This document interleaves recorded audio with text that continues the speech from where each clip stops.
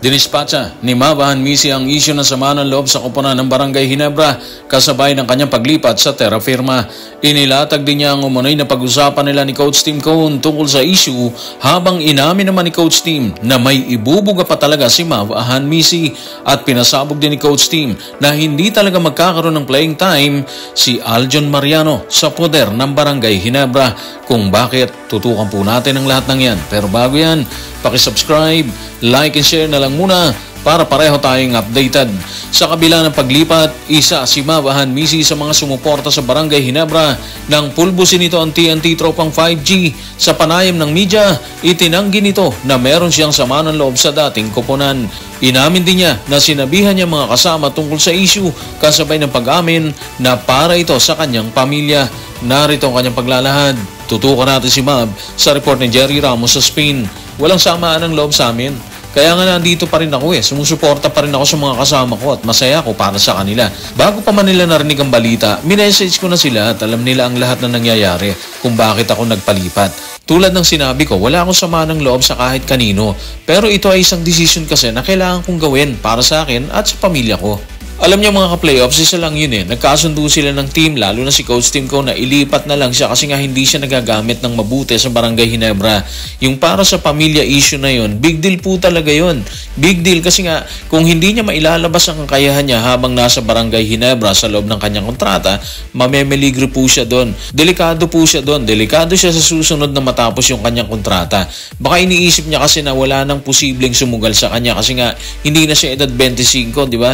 34 na siya Kaya malaki yung impact talaga nun sa kanya at sa kanyang karera. Naisip niya rin siguro na hindi swak ang sistemang ginagamit ni Coach Tim sa kanya. Yung sistema kasi, iilang players lang ang nagagamit sa Barangay Ginebra. Kaya posibleng nag-alala po siya doon. Sa mga kasama niya, tingin natin sa mensahe niya o sa pahayag niya sa interview na yon, alam na mga kasama niya yung ginawa niya. Hindi siya naglihim, kaya walang gulatan na nangyari doon. Ang mabigat doon mga ka-playoffs, nadamay si Aljon Mariano. Kaya tingin natin magiging malaking impact nun kay Mariano. Pero bilang professional player, alam natin na hindi maapektuhan ang estilo ng laro niya doon. So good luck kay Hanmisi at kay Mariano sa Terra Firma, di ba? Sa patuloy na pahayag ni Hanmisi, inilatag niya ang umano'y na pag-usapan nila ni Coach Tim Cone. Ayon sa kanya, pakiramdam umano niya ay nasa tamang forma pa rin siya na ayaw niyang sayangin habang nasa kuponan. Narito ang kanyang pahayag. Tutukan natin si Mav sa report ni Jerry Ramos sa Spain. Ito ang napag-usapan namin ni Coach Tim Cone at ang dahilan kung bakit ko ito hiningi ay dahil pakiramdam ko kaya ko pa at ayokong masayang habang tumatanda ako. Pakiramdam ko marami pa akong maibibigay At paglipas ng mga taon, siguro pagdating ko ng 37, 38 or 39, doon ko na siguro pwedeng sabihin na medyo papaubos na ako. Pero sa ngayon, alam ko marami pa akong kayang ibigay So pakiramdam niya talaga, pakiramdam ni Hanmisi, meron pa siyang ibubuga dito sa bakbakan. Medyo nagiging problema lang niya yung playing time kaya hindi niya talaga mailabas yun. 34 na siya. Para sa akin, tama siya doon. May kakayahan pa siya. Parang si Brownlee lang Nasa ganong edad na rin siya pero matikas pa rin. Iba po kasi lahi ng Black American. Kahit sabihin natin na may dugong Pinoy si Mav, iba pa rin ang dugo na nasa katawan niya mula sa tatay niya, di ba? At dahil andito na siya sa Terra Firma kasamang nakababatang kapatid, may chance na po siya ngayon para ilabas ang lahat ng pwede niyang ilabas na hindi niya kinayang ilabas sa Barangay Ginebra dahil sa kakulangan ng playing time. Posibleng magkaroon siya doon ng mas maayos na playing time para mas mabuo ang kanyang kumpiyansa na medyo nawala sa Barangay Ginebra dahil malimit backup lang siya ni RJ Barrientos at ni Scotty Thompson. Ops, nabanggit natin si RJ at si Scotty Alam nyo ba na pinasabog na rin ni Coach Tim ang totoong rason bakit nagpatrade si Hanmisi?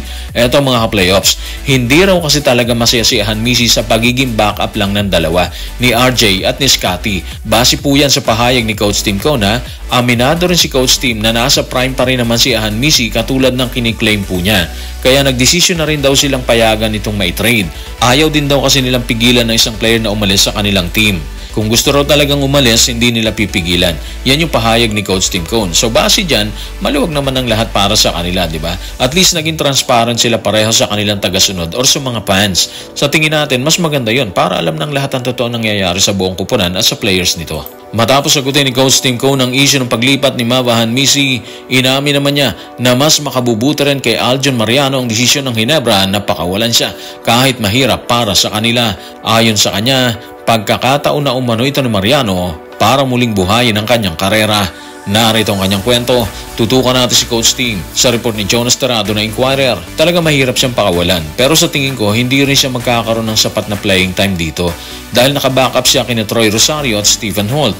Sa ganitong paraan, magkakaroon siya ng pagkakataong makalabas at muling buhayin ang kanyang karera. At least aminado si Coach Tim na hindi rin niya mabibigyan ng playing time si Aljon Mariano kung mananatili siya doon.